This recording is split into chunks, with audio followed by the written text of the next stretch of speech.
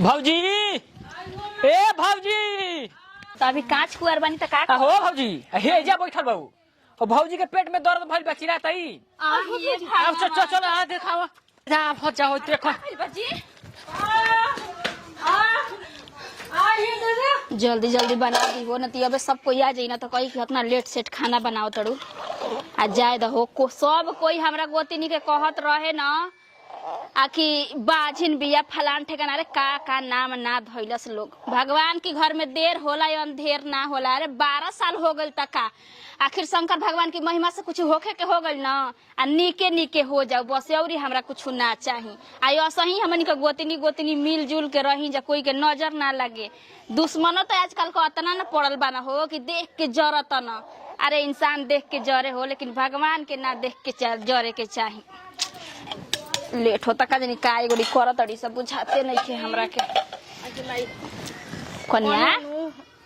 अरे बाप रे बाप देखी आराम से बैठी की सलाद आवा काट देले बानी आ हो त के तोरा काटे कहल सलाद। अरे बाप रे बाप ढाड़ावा पड़ी किराता जी दीदी तनी ना वजन चीज कम उठावा समझलू। ए दीदी कही ना दिया उनु कहत रहे हमार दीदी नु के जतने काम कर बिसनु ओतने तोर बढ़िया से लइका हो जाए या बढ़िया से पेट में लइका चले लो सा काम कइला पर। आ हो कन्या काम कर लेकिन वजन चीज भारी चीज मत उठाव ठीक बा। आ कहनी है ना आ कि बस शंकर भगवान की महिमा से नीके नीक लइका चाहे लइकी हो जाई ना नाच बाजा सबके खियाई पियाई बारात लेखा करब हो लागे कि हमरा घरे शादी बियाह पड़ल बा। ए दीदी देखी ना हमरा लागेला नु हमरा के भगवान लइकी दे देता नु तो हमरा ठीक रहला काहे से फराक बड़ी मन करेला पहनावे के लइकिन के तई कुल अपन हाथ में नहीं खेना हो तो भगवान के न मर्जी बाटे। आज घर में लक्ष्मी आई तो उन ठीक बा। हां आ कहनी है ना कि तन मैंने छू द चूल्हावा काहे कि एगो होला हां छुआ जाई त ठीक रही कहाई ना कि चलियो छू ओहो जरता हाथ तू तो पागल आइल बड़ू जाना तड़ू की चूल्हा पे बाटे तो ए दीदी तनी भातवा बन जेते मार भात दे हम त हमरा के हां ठीक बा। आ कहनी 1 किलो अनार लेके आनी हम बक दीदी अनार ना खाइम का सापन लेखा एकदम लागत खाए के मन लगे जब मंगइबे कोनी त पाकल आम काहे न मंगा देने चूस के खइती ओकरा के ठीक बटे हम अमो लिया देब लेकिन जमन लेके आवा तनी तोहरा खाए पिए के बा खाए में तनको कंजूसी ना काहे कि कमजोर लइका पैदा ना होके समझलू। बाप रे बा कमजोर कनी आधा किलो दूध उठावना कर देता ठीक बा साजी से ये दीदी दूध मत करी दूध बहुत महकेला हमरा के दूध आ घी ई सब हमरा के मत कहीं खाए के जवन फायदा वाला चीज रहेला तहरा महकबे करेला त बतावा का करी हम बेटा बड़ी लात मारत दीदी है निया त लात मरबे न करी कनी चल के घर में हां जा के बैठाऊ का करत अड़ी हल्का काम न तो बोल दी हम क देम धीरे धीरे कोनो दिक्कत नहीं खे हमरा परेशान पागल हो घर में मने आदमी नहीं खे हम ही ना सोची ना कि तू हमार गोतिनी हऊ बहिन से भी बढ़ के बाड़ू जा बस भगवान के कृपा हमनी पे बनल रहे कि असही मिलजुल के रही जा। दीदी जा तनी तले हम आराम करत ठीक बनू जा हम देखी का करत अड़ी से के बुझाते नहीं के जल्दी का काम ना हमरा घर में होखबे ना करेला। भोज भात खियाए के बाहो जल्दी जल्दी सोचतनी कि हम बना दी हैं उतना आदमी काट के रख देलन का तो फिर दीदी जी कहतनी कि बुझाता घटी फिर लाके देतनी कि फिर काट द खुशी का भौजी चीर देलू लिया देनी कहलही कि दुकानियो वाला कह देलही दुकानदार के कि आज ह तू हां कहलही कि आज ह तू ना का कहले रह जा ना याद ना पड़े होनिया गई रही तो भुला गई ना आज के दिन बाते और बबुआ जितना आदमी छुटल भटकल होई हम कह देम ठीक नु तब का जानते हो भौजी एकदम कितना ही खुशी के माहौल बहु अब एकरा एकदम से का हमनी के चाहे खुशी बताई इहे इतना दिन आदमी तपस्या कइलस त जाके भोले दानी गोद भरलन तब यही खातिर हम बोल बम गइनी पर साल धाम पे जल चढ़ावे त हम कह के आई रही के भोले दानी पार्वती मैया हमार छोट गोतनी बिया के सब कोई बांझिन के नाम ध देले बार कहिया अपन नजर खोल माए ओकरा ऊपर आशीर्वाद हां भौजी तब का हमरो के कहत रखन संगतिया कि सर तू बाप ना बनम तारा में दम नहीं खे ऐसे ऐसे ये तो जानी के महिमा कहाँ ये लइका खातिर भाड़ा मनले रहू जा भाड़ भखले रहू जा आटी कइले रहू जा हंसले घरवा बसेला कृपा से ई हमनी के कृपा नहीं खे देवर बाबू ई त सारा भगवान के कृपा बाटे सब तो मैया के कृपा बाटे भोले दानी के कृपा बा जन्नी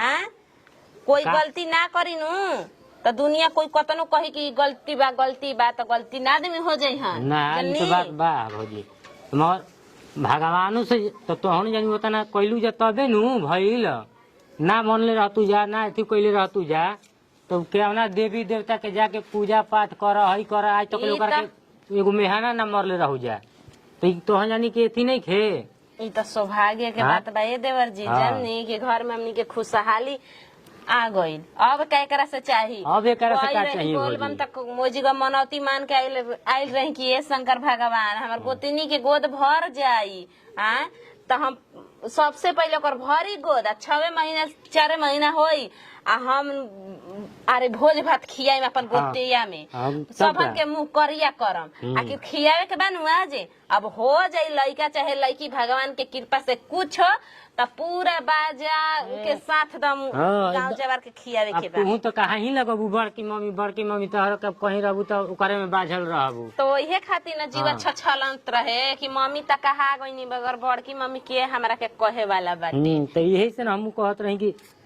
दूसरा का हम चाचा पापा कहत रही हमरो के कोई कहे वाला पापा आ गइल हां जाय दिन कहलन कि जाई जल्दी जल्दी जितना हड़का रही ओड़का रही आइल बाटे सब अपना ध्यान से देख के नाम लिख देवे के बा कि केकरा घर के ह हां भौजी हां बोला कहनी है ना कि 5 किलो जन दूधवा कहाई रहे उपेंद्र घरे से जाके दूधवा ले आके कमंडल में रख दी बड़का में ठीक नु ठीक बा ठीक हां कितना आदमी में 52 की चाय पानी सब कुछ के दियाई नु हां करके हां ठीक बा जाती हम लिया के रख देते भौजी ना ठीक बाटे कुछ कहो आज लगता कि हमनी के देवर के मुंह पे इतना खुशी बा कि कुछ कहे जुगुत ना भगवान आदमी कह जाला कि आपन औलाद दे दी हन त चेहरा पर देखन कितना खुशी बाटे कोई कतनो कहो कि हमार चाचा हवन हमार पापा हवन मगर जब से कोई अपन तन से ना जन्माई तो ओकर चेहरा पर खुशी ना रह सकेला तो उठले बैठल नहीं खे जाइल जात काने भगवान कब दे खाली करी हम 9 से तब बेसी चलता 2 दिन बेसी चल गुल 9 में से भौजी काजी बुची जी हो तने के बुझाती तन भौजी के गोड़ावा दाब दी है आ दबा देम त गई रहू अल्ट्रासाउंड करावे त का देखलू ह का रहे अल्ट्रासाउंड करावे हां ओमा का देखावत रहे जिसे टीवी में देखावेला नु फिल्म ओही तरह देखावत रहे हमर मुंह ना लौकत रहे अच्छा रुका हम बताते बाबू है के बुचिया वो कैसे हो अंगुरी पकड़ा अंगुरी से कैसे पता चले पता चल जे हम बता ना देम तू पकड़ा ना कौन पकड़म तो हाँ तू अपना मन से कौन पकड़ा लो हाय पकड़ा त बबुआ होई बबुआ होई हाँ तेरा मुंह के भाखा लाओ के बबुआ हो हाँ, हम रवा के फराक की नाम फराक ना कान में के बनवाई हा ऊ तो ससुरा जाइम त कान में के रवा के त हम देबे करम हाँ ज्यादा हम ही है चाहत रही कि हमार भतीजा चाहिए 100 लिपम नु हाँ सब करम हमरो तो खुशी बाटे ना खुशी बटे रो हाँ बहुत भतीजा में खुशी बा हमार बुचिया में खुशी बा हम सोचे तानी बुचिया हो जाओ ना हमार भतीजा लेखा कैसे रोगो ससुरा अपना चल जाई तो हमरा साथे हमार बुचिए नु रही हाँ तो ज्यादा तो हमार तो जन शौक बतन बता देनी ना कि बबुआ होई तार चली कोनो बात ना कोनो चीज को बढ़िया से हो जाए के चाहे हाँ लड़का चाहे लड़की लेकिन लड़की ऐसे होखेली सन तो घर के लक्ष्मी ऐसे अगर पहले लड़की होखेली सन पहले कुछ होई ना तो खुशी मनावल जाई एकदम देखी लड़का होला सब भाग से लड़की होली से सौभाग्य से अपन भाग लेके लड़की आवेली स जननी तनी चली ना तनी कपड़ा पर तेलवा हम जाते दे हम चलो सब कर देम तहरा के तो हो हमर धन हमर सोना जाते भौजी अरे हमर कर जाहि जी बैठल और देखत कितना और टंकी ऊपर बैठबी रह तू तो बनियो ए जे बाड़ी तनी देख के बोली अब खबर वो ना बुझाला का हो जी कौन खराब बोल रही हमर धन सोना तरह से शुरू से कहते आवत तो अरे मारी का होता हो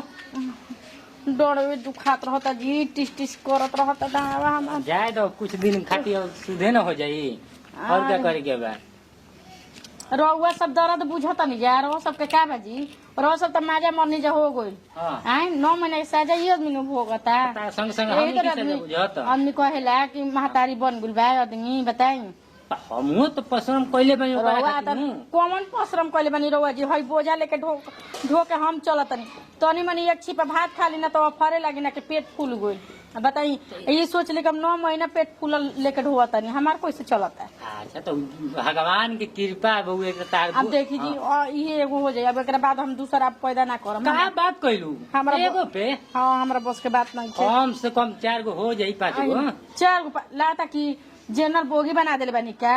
तो हमार देखो मुंड बा 1 दर्जन ले कम ना। देखो कंपनी बंद ना हुई अभी, 11 गो टीम तैयार करे के बा हमारा। ऊ काहे खातिर? तबे ना पाकिस्तान से लड़ाई हुई। अरे बाप रे, रोगे 11 गो पैदा कर देम त जाके घुस के लड़ाई कर लियो स। देखो इंडिया के के जानता कि खिलाड़ी होई के खिलाड़ा होई। ए जी हां लेकिन हमारा आज फीका फीका से मन भइल बा फिर से। हां तो कालिया दी बोला कुछ ले आवे के नहीं खे। हां तो बताओ। रउआ बताई। हां बढ़िया स्पेशल चाय बनाई कि मूड बनाई स्पेशल? का कहलू ये खाली मूड बनावलू तो लोड लेके ढोवलू। हां अभी ना देखो हो जाए तो एकरा के। अच्छा अब भौजी खिलावे लगी है ना तो अपना घरी मूड बनाई है, फिर एगो मूड के पोकर मिल जी फल। बाप तब तक ले तो ई दूध कटू हो जाई। चल कैसे दूध कटू होई, ओकरा के दूध कटू ना करे दे। उठे बाप रे बाप। अरे दादा देखो गिर मत जइह तू। काने भगवान कोब खाली करी हम। अरे का हो गेल हो बा खटाई हाथ छुई मत गर्मी में हमारा के एकदम। देखो तो कहत कि छुई मत, बताओ हेतर करत रुआ छुई ना। छुअले के तो दिन बाकी जाता नहीं लेके ढोवता नहीं। छुअले के दिन उठल हमने बैठल नहीं के जाइल जात, खाना भी नहीं के खा जात। खात रही पहले हाथा ना, अब खाता नहीं होता नहीं। अच्छा हर बात हमारे कहत हमारे एगो मन रहे तहार मन तार मन ना आसन हमार के मन ना भइल। रहे। हमारे मन ये से लेके बोझवा रहुआ ढोती नहीं तो ठीक रहे। शरीर पातर बा एकदम, कैसन एकदम स्टील बॉडी लेखा लौकता नहीं। तो देखो तो एगो 12 गो पैदा करे खातिर तैयार बनी। ओतनी में तो डांटा पर धक चले लगा। ए तो देखा मत ना, जब पकड़ी ना तो छक्का ना मारे। तू जानते बाड़ू को छक्का मारी ना हम। नहीं की दावत कितना छक्का मारी ना, कितना चौका। अभी एगो अच्छा हो जाए दिन तबे पता चली। लड़का होला सब बाप के, लड़की होली सब महतारी के। ठीक बानू लड़की होई तो जान ली कि छक्का हम मर लेबे, लड़का होई तो छक्का मान ली। हां अरे मारे रउआ मर ले बानी। ठीक बा आराम से देखी हो, देखी आराम से लिया चली। आराम हमरा के पलंग पर चढ़ा दी। चलो चलो चलो। हाँ ए जी हाँ लेकिन हमारा आज फीका फीका से मन भइल बा फिर से। हाँ तो कालिया दी बोला कुछ ले आवे के नहीं खे। हाँ तो बताओ। रउआ बताई। हाँ बढ़िया स्पेशल चाय बनाई कि मूड बनाई स्पेशल? का कहलू ये खाली मूड बनावलू तो लोड लेके ढोवलू। हाँ अभी ना देखो हो जाए तो एकरा के। अच्छा अब भौजी खिलावे लगी है ना तो अपना घरी मूड बनाई है, फिर एगो मूड के पोकर मिल जी फल। बाप तब तक ले तो ई दूध कटू हो जाई। चल कैसे दूध कटू होई, ओकरा के दूध कटू ना करे दे।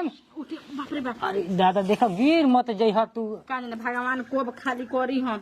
अब तो हमनियों के सपना पूरा हो गल। तो तारा पता बाटे जात रहे जा स्कूल में ना तो कहत रहे जा कि तार दोनों भौजी के लड़का बाड़ी जा, बाकी छोटकी भौजी के तार लड़का नहीं खा सक। ये सब बहुत ताना मारत रहे। अरे कहे न दी, कहे वाला का कोई मुंह छेकले बाटे।